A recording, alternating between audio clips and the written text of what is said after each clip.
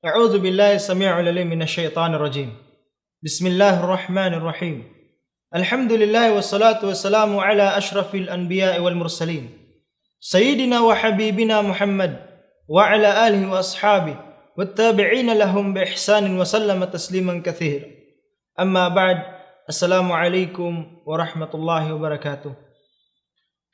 Mga kapatid, ang lahat ng papuri ay kay Allah subhanahu wa ta'ala lamang.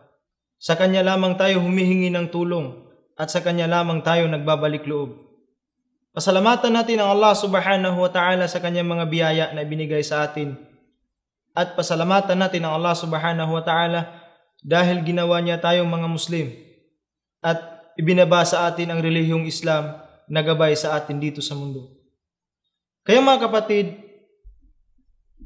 sa relihiyong Islam, ang Islam ay may mga paniniwala. At ito ay ang paniniwala sa kaisahan ni Allah subhanahu wa ta'ala at sa mga aklat na binaba ni Allah subhanahu wa ta'ala at sa mga anghel at sa mga rasul, sa mga propeta ni Allah subhanahu wa ta'ala at sa huling buhay o sa araw ng paghuhukom. At paniniwala sa destiny o tadhana. Ito man ay mabuti o masama. Mga kapatid, sa relihiyong Islam, ito ay napaka-importante sa ating mga Muslim. Dahil kung hindi tayo maniniwala sa isa man dito sa nabanggit, ay hindi tayo matawag na isang tunay na Muslim.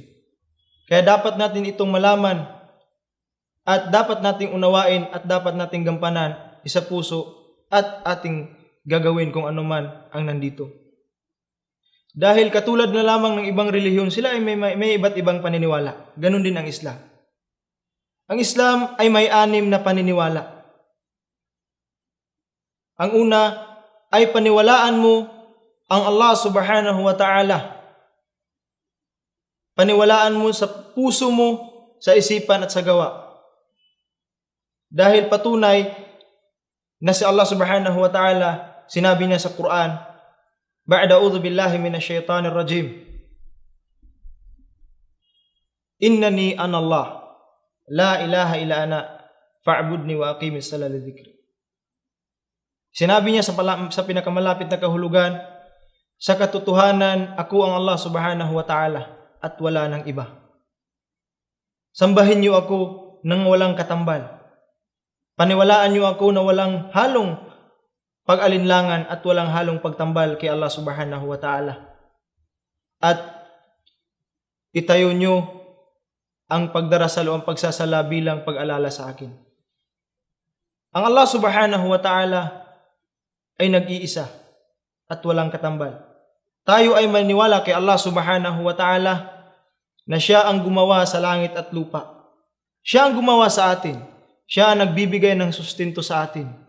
Siya ang bubuhay sa atin at Siya ang papatay sa atin at Siya ang magpaparusa sa atin at Siya ang magbibigay sa atin ng reward sa Yaumul Qiyamah insyaAllah sa araw ng paghuhukom. Kaya dapat nating paniwalaan ang nag-iisang Allah subhanahu wa ta'ala na walang pag-alinlangan. Dahil ang Allah subhanahu wa ta'ala ay Siya ang gumawa sa ating lahat. At ang pangalawang rukun ng iman o pangalawang paniniwala ng mga Muslim ay ang paniniwala sa mga anghel. Na tayo ay maniniwala sa mga anghel katulad na lamang ni Anghel Gabriel o Jibril alayhi salam at Michael o Mikael alayhi salam, na sila ay hindi nagkakamali at hindi sila gumagawa ng pagkakasala at hindi sila sumusuway kay Allah subhanahu wa ta'ala. Dahil sinabi ni Allah subhanahu wa ta'ala, la ya'asuna Allah ma amarahum wa yaf'aluna ma yu'marun. Hindi sila sumusuway, hindi sila gumagawa ng kasalanan. At ginagawa lamang nila kung ano ang ipinagutos ni Allah subhanahu wa ta'ala. At ang pangatlo ay ang paniwala sa mga revelasyon na ibinaba ni Allah subhanahu wa ta'ala mula sa langit. na katulad na lamang ng aklat ni Abraham o Ibrahim alayhi salam at aklat ni Musa o Moises alayhi salam at aklat ni David o Daud alayhi salam o ang aklat ni Isa alayhi salam o Jesus Christ na Ebanghelyo o Injil at ang huling aklat na binaba ni propeta ni Allah subhanahu wa ta'ala ay ang Quran. Tayo ay maniniwala dito sa mga revelasyon na to dahil ito ay gabay na binaba ni Allah subhanahu wa ta'ala sa atin. At ang pinakahuli-huling pinadala ni Allah subhanahu wa ta'ala ay ang Quran. Ang Quran ay kalamullah. Ito ay salita ni Allah subhanahu wa ta'ala at gabay ni Allah subhanahu wa ta'ala sa mga tao dito sa libutan. Dahil sinabi ni Allah subhanahu wa ta'ala, Shahru Ramadan alladhi unzila fihi al-Quran. Sa buwan ng Ramadan, ibinaba ni Allah subhanahu wa ta'ala ang Quran. Bakit? Hudal linnas. Gabay ng mga tao. Hindi lamang gabay ng mga Muslim. Hindi lamang gabay ng mga Arabo. Hindi lamang gabay ng taga Mindanao. Bagkus, ito ay gabay ng buong tao dito sa mundo. Kung atin lamang susundin ang Quran na binaba ni Allah subhanahu wa ta'ala, ito ay magiging gabay natin. Pero kung hindi natin susundin at hindi natin paniniwalaan ang Quran, ay ito ay hindi natin gabay dito sa mundo. Dahil hindi natin ginagawa o hindi natin pinapaniwalaan ang Quran. At ang pang-apat ay ang maniwala ka sa araw ng paghuhukom. Sa araw ng paghuhukom ay napakatindi ng mangyayari sa araw ng paghuhukom. Sinabi ni Allah subhanahu wa ta'ala ba'da a'udhu billahi minash shaitanir rajim, Yawma yafirrul mar'u min akhi. Sa araw na yaon, sa araw ng paghuhukom, tatakasan ng kapatid niya ang kanyang kapatid. At yawma yafirrul mar'u min akhi wa ummihi wa abi. At tatakasan niya ang kanyang nanay at kanyang tatay.